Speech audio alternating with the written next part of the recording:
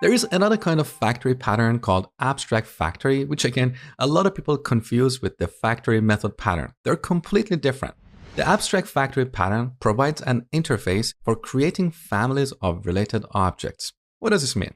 Well, let's imagine that we want to build a GUI framework, and in our framework, we're going to have widgets like button, text box, drop-down list, and so on.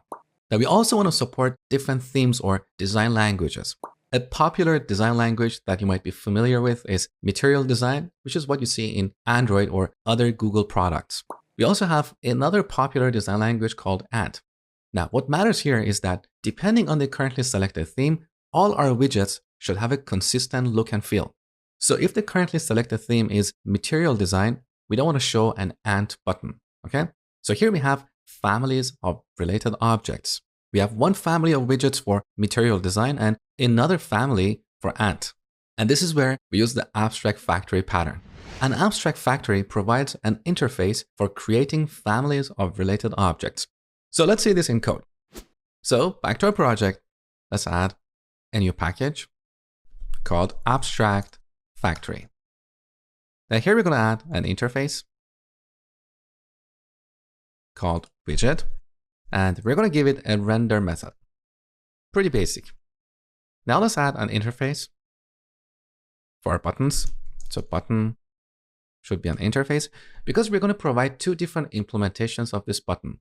One for the Material Design theme and the other for the Ant theme, okay?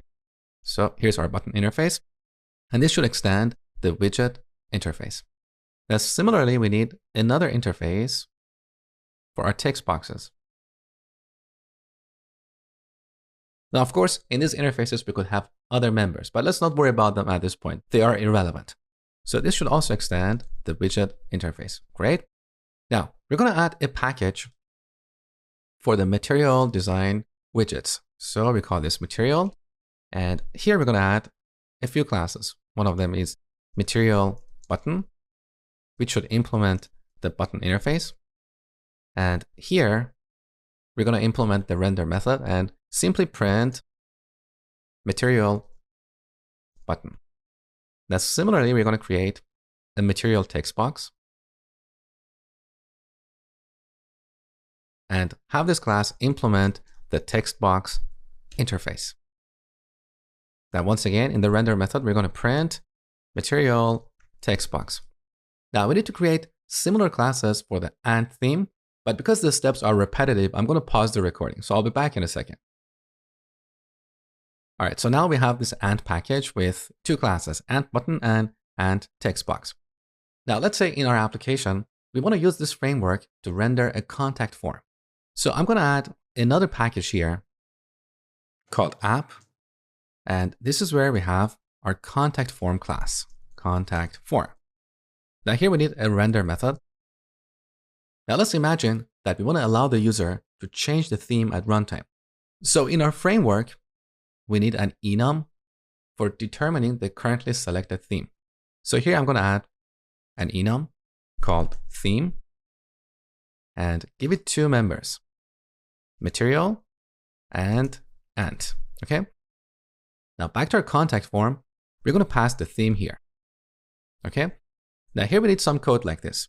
If theme equals theme.ant, we're going to new up an ant text box and then render it, followed by an ant button. Now, of course, in a real situation, we're going to have a form class, which is a composite. So instead of rendering these individual widgets, we're going to add them to our form and then render the form. But let's not worry about that level of detail here. So this is the if block for the ant theme. Now we need another block for the material theme. So if theme is material, then we're going to have similar code. So new material text box followed by a material button. Now, there are a couple of problems with this implementation. I want you to pause the video and think about them for a few seconds. Okay, here's the answer. The first problem is that this code violates the open-closed principle. So if tomorrow we decide to support a new kind of theme, we have to come back here and modify this method. This is not what we want. The second problem is that we have to be careful about the type of classes we are using here. So if the currently selected theme is ant, we don't want to accidentally new up a material button class, right? So this is where we use the abstract factory pattern. An abstract factory provides an interface for creating families of related objects. We'll see that next.